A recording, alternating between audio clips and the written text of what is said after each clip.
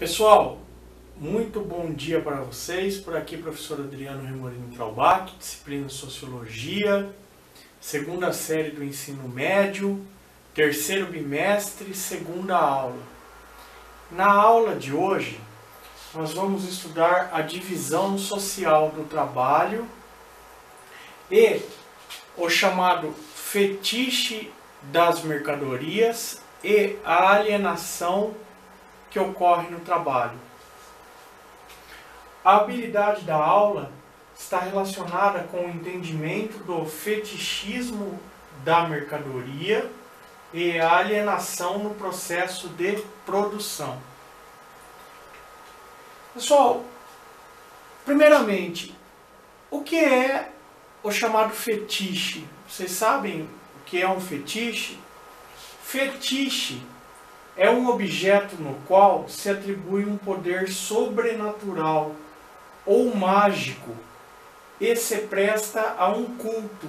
Isso de acordo com o dicionário Oxford. Agora que nós já sabemos o que é um fetiche, o que é o chamado fetichismo da mercadoria?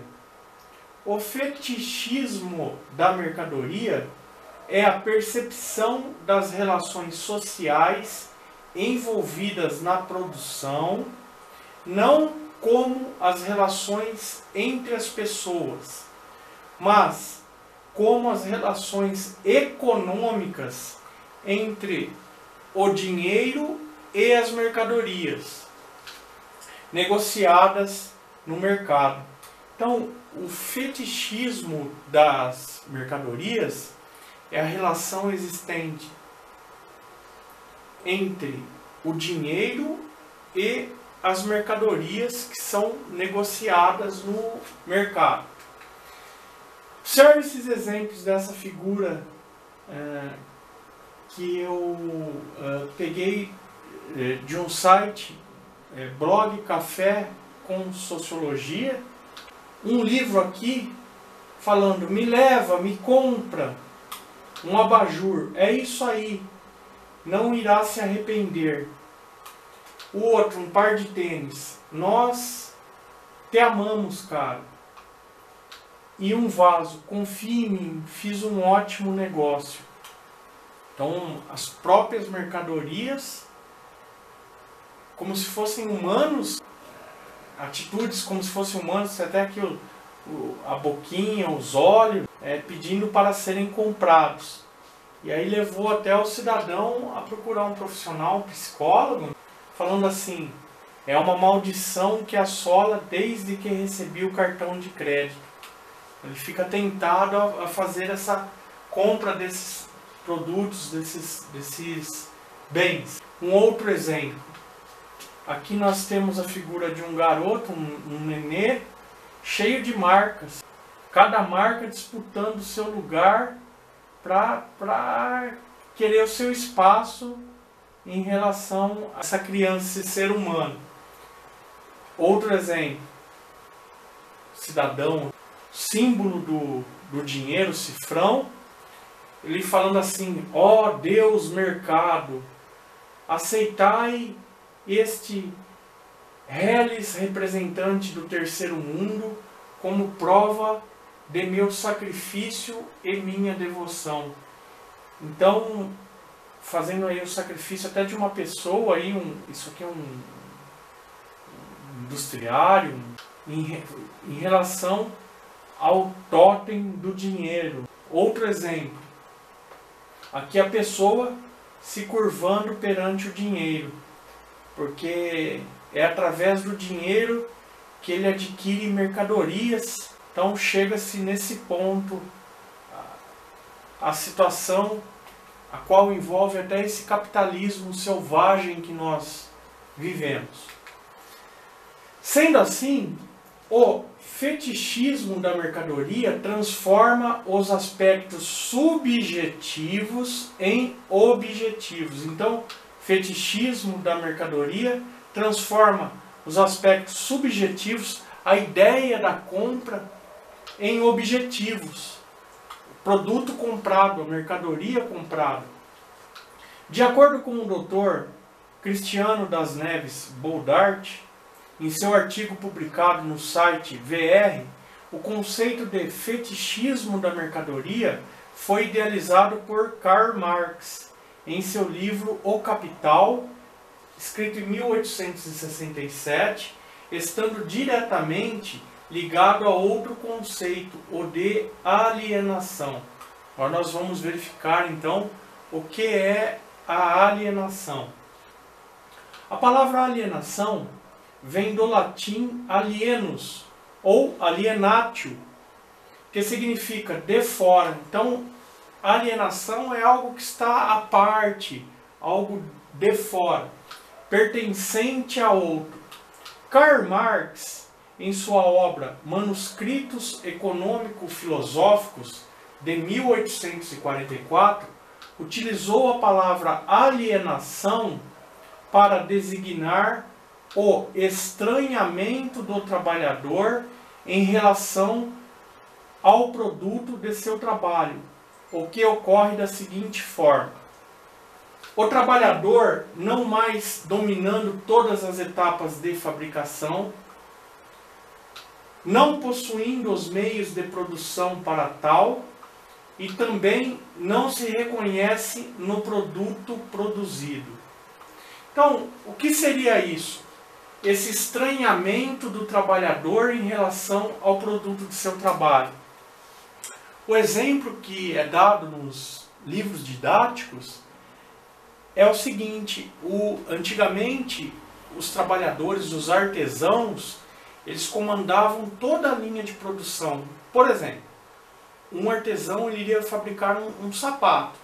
Então, desde a recepção da matéria-prima, que matéria-prima utilizar, quais pregos iria utilizar, qual tipo de cola, qual linha, qual costura, qual formato, qual acabamento, quais os clientes que ele iria atender, a fabricação em si, até a venda, que normalmente esse artesão entregava pessoalmente para os clientes.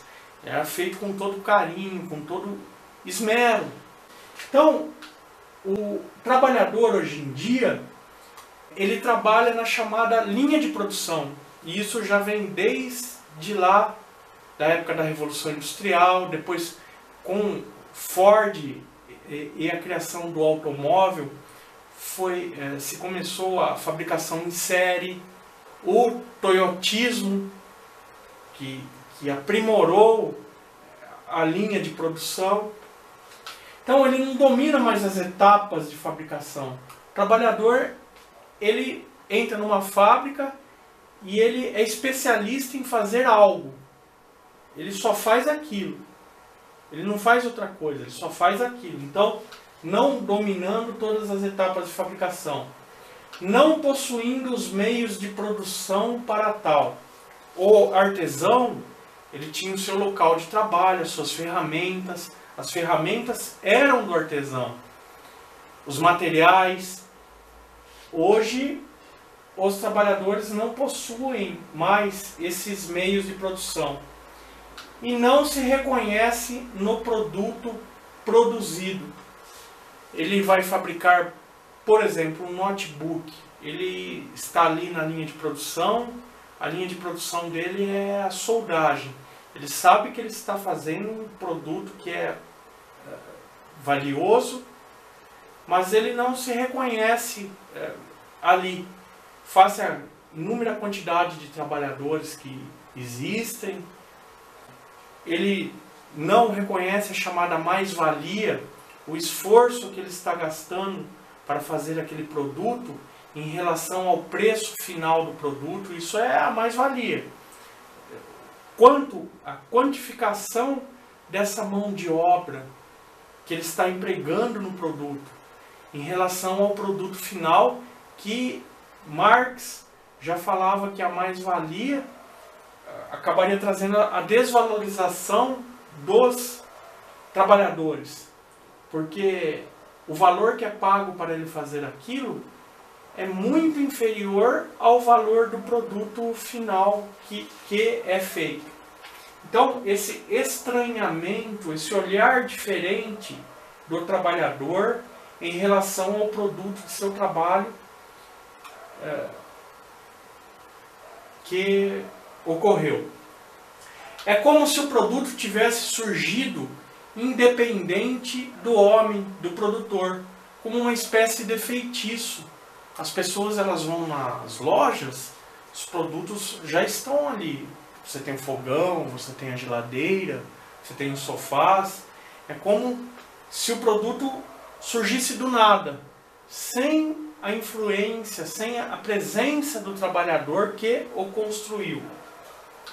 Esse é o valor de troca, a mão de obra em relação ao produto fabricado, desvinculado dessa produção. Daí o termo utilizado por Marx, o fetichismo da mercadoria.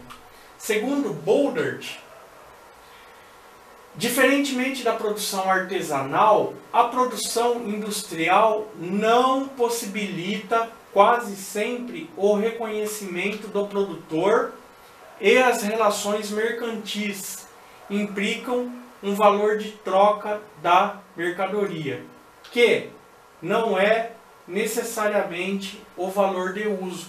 Então, como eu comentei com vocês, chamada mais-valia, a mão de obra, todo o empenho do trabalhador em relação àquele produto final que foi fabricado.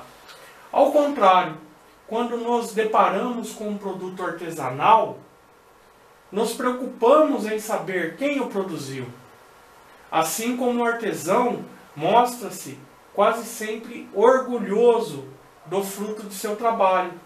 Então, há uma relação de pertencimento do produto em relação ao artesão que o produziu. Segundo o autor, quando entramos em uma loja de produtos industrializados, agora aqui é o comentário sobre o produto industrializado, não nos interessamos saber quem o produziu. Antes, relacionamos a sua produção à empresa que o produz. Isso acontece porque na produção industrial há divisões sociais de tarefas, trabalho e especializações e maquinários que executam automaticamente ações nesse processo. Hoje nós sabemos que a linha de produção da maioria das empresas, ou de grande parte das empresas, é robotizado, é autônomo. Aos trabalhadores não lhes cabe reconhecer o resultado final da produção como um fruto de seu trabalho. E por isso, não se reconhecem como donos da riqueza produzida. Antes, apenas merecedores de parte dela, aquela que resta após a subtração da via mais-valia, como eu comentei com vocês. Esse distanciamento do trabalhador em relação ao produto produzido, Marx chamou de alienação. Juntamente com essa alienação, vemos um produto que parece ter propriedades mágicas, estando seu valor desvinculado ao valor de uso e às relações sociais de produção. Antes, tendo um valor de troca independente desses elementos. Ainda, para Marx, em sua obra de 1867, nas páginas 25, o caráter misterioso da forma mercadoria consiste, portanto, simplesmente em que ela apresenta aos homens as características sociais de seu próprio trabalho, como se fossem características objetivas dos próprios produtos do trabalho, como se fossem propriedades sociais inerentes a essas coisas. Então, a mercadoria conversando com o dinheiro, como se as pessoas não existissem.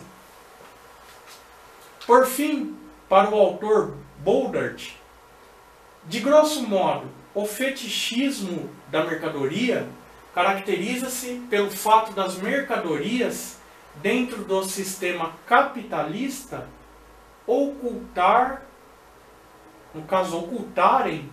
as relações sociais de exploração do trabalho, criando um valor de troca marcado por sutilezas e manhas teológicas, mercadoria conversando com o dinheiro, que fazem com que a mercadoria tenha vida própria e, consequentemente, um valor de troca que não se explica nas relações de trabalho.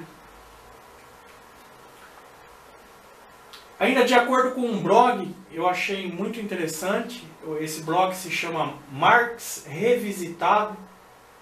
Em artigo publicado em 2012 nesse blog Marx Revisitado, trouxe-nos algumas frases.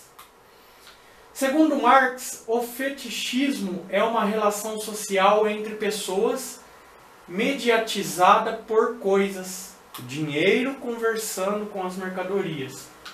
O resultado é a aparência de uma relação direta entre as coisas e não entre as pessoas. As pessoas agem como coisas e as coisas como pessoas. Segunda frase. Desse fetichismo que se dá na produção e na troca de mercadorias, resulta a sobreestimação teórica do processo de troca sobre o processo de produção. Daí o culto ao mercado, de parte de alguns economistas que consideram a oferta e a procura como as determinações fundamentais do preço das mercadorias. Então, conforme tiver mais procura, aí essa procura, essa oferta, essa procura, ela influencia o preço das mercadorias. O fetichismo da mercadoria revela-se com maior intensidade no dinheiro. Então, o fetichismo da mercadoria revela-se com maior intensidade aonde? No dinheiro. Que se apresenta nas relações sociais, dotado de uma força sobrenatural. Então, o dinheiro tem uma força sobrenatural que proporciona poder aos seus possuidores. Então, o poder de você poder comprar. Outra definição de alienação do trabalho é dada por Menezes, Pedro Menezes, em artigo publicado no site Toda Matéria, que afirma o seguinte: a alienação do trabalho, ela é o efeito do trabalhador não ter acesso aos bens que ele mesmo produz. Então é uma outra definição da alienação do trabalho, dada por Pedro Menezes. De acordo com Menezes, citando Karl Marx, numa linha de produção, por exemplo, o trabalhador faz apenas parte do processo, estando completamente alheio ao produto final. A especialização das pessoas de trabalharem, por exemplo, numa linha de produção e só fazer aquilo, às vezes até se aposentar. Então, numa linha de produção, por exemplo, o trabalhador faz apenas parte do processo, estando completamente alheio ao produto final e, por consequência, do valor agregado ao bem a partir de seu trabalho. Isso até como uma crítica construtiva, por isso que muitas empresas pegam os funcionários, quando eles entram na empresa, antes deles começarem a trabalhar propriamente se dizendo, e levam toda a linha, mostram todo o que a empresa produz, qual a função da empresa, quais são as partes, quais são os setores da empresa. Então, uma boa empresa, ela levaria esse colaborador, esse funcionário, para conhecer desde o setor de recepção de mercadorias, depósito, manutenção, a linha de produção, o produto final, toda a cadeia logística que passa a empresa, até o transporte, até chegar no consumidor final. Então, para quê? Para que o trabalhador não fique completamente alheio ao produto final. Isso é a chamada alienação da produção. O trabalhador que fica trabalhando numa linha de produção, por exemplo, e ele fica alheio, ele não sabe o que ocorre dali para frente. Inclusive eu trouxe até um desenho, uma tirinha, Frank e Ernest, foi publicado no Jornal do Brasil, a fonte da imagem, Jornal do Brasil, em 19 de fevereiro de 1997. E essa tirinha aqui, ela retrata fielmente a alienação da produção. Aqui tem dois funcionários trabalhando, eles estão apertando porcas, colocando em determinadas máquinas, né? Tem uma linha de produção, tem uma esteira aqui, e esse funcionário fala para o outro: vou me aposentar amanhã. E sabe o que eu vou fazer? Andar até o fim desta linha de montagem e descobrir o que eu estou fazendo há 30 anos. Então, ó, ele vai se aposentar amanhã. E ele não sabe o que ele está fabricando. Ele só coloca ali a peça e a esteira vai seguindo. E ele fala para o amigo aqui que está trabalhando também, ó, amanhã eu me aposento. Sabe o que eu vou fazer? Eu vou andar até o final dessa linha de produção e descobrir o que eu estou fazendo há 30 anos. Então ele faz uma coisa há 30 anos e ele não sabe o que ele estava fabricando, quanto vale aquele bem, para que serve aquele bem.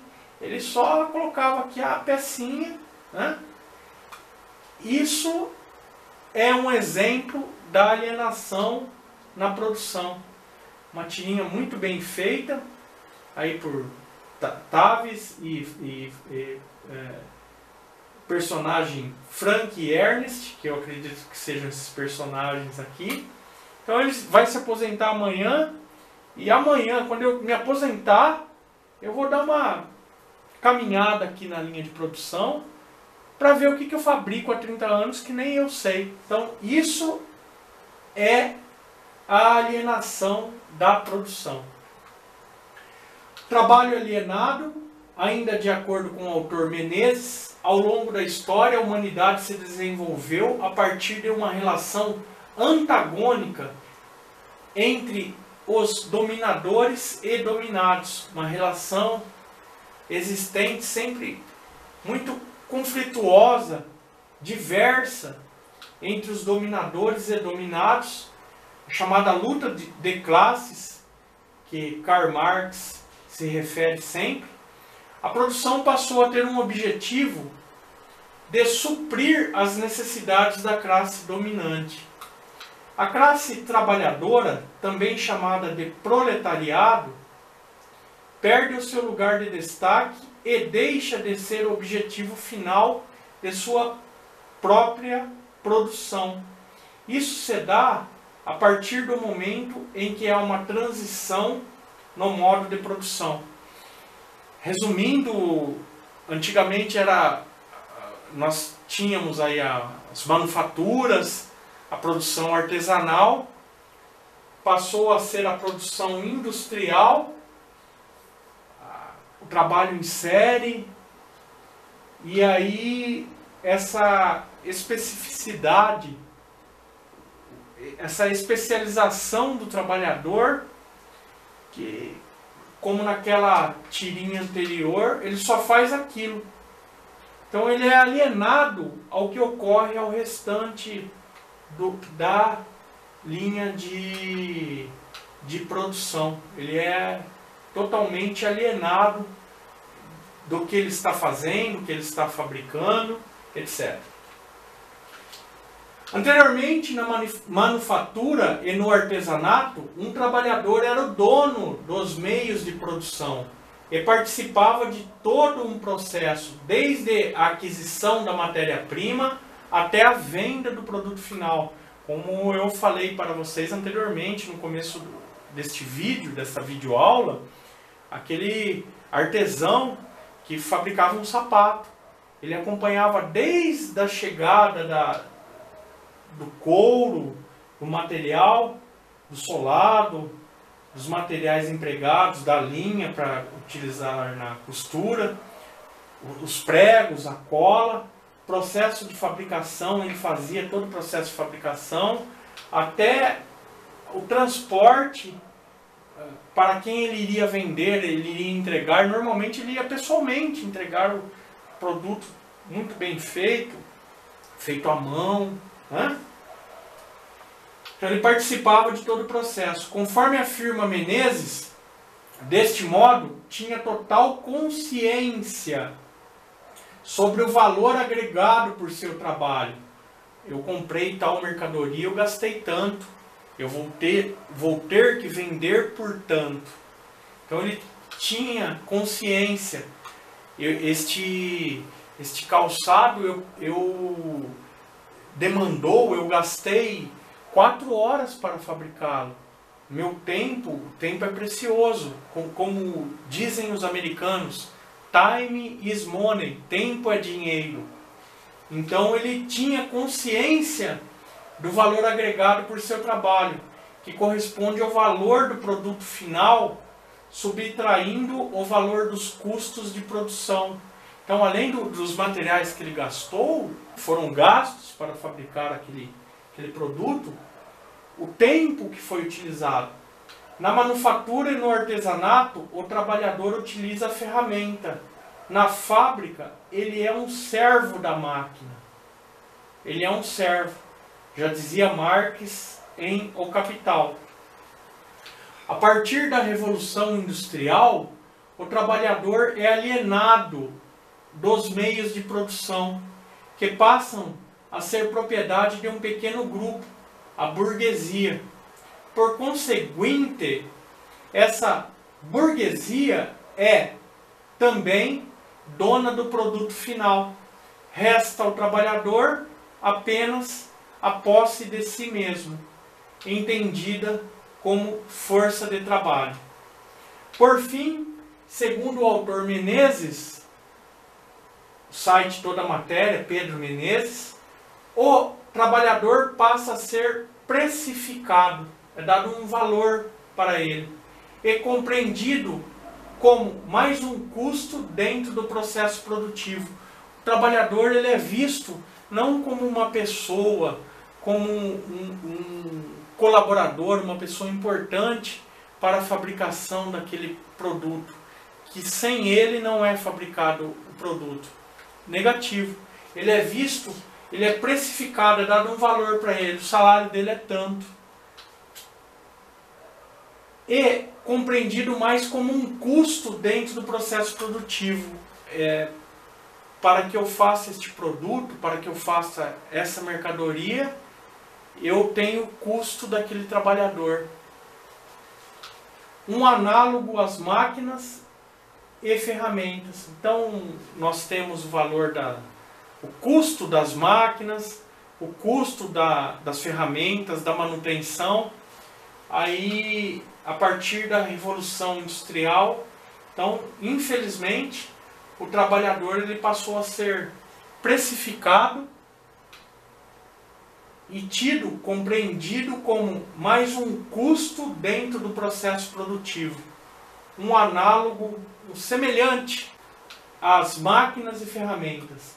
Esse pensamento é responsável pela desumanização do trabalhador e a origem do trabalho alienado. Pessoal, para encerrar, estão aqui as referências bibliográficas, as consultas que foram realizadas, inclusive na internet. Espero que vocês tenham gostado da aula de hoje. Se vocês gostaram, deem o seu joinha. Não deixem de seguir o professor Adriano, se inscrevam no canal Professor Adriano Remolino Traubach, para receberem as novidades referentes às aulas. E um grande abraço para vocês, até mais.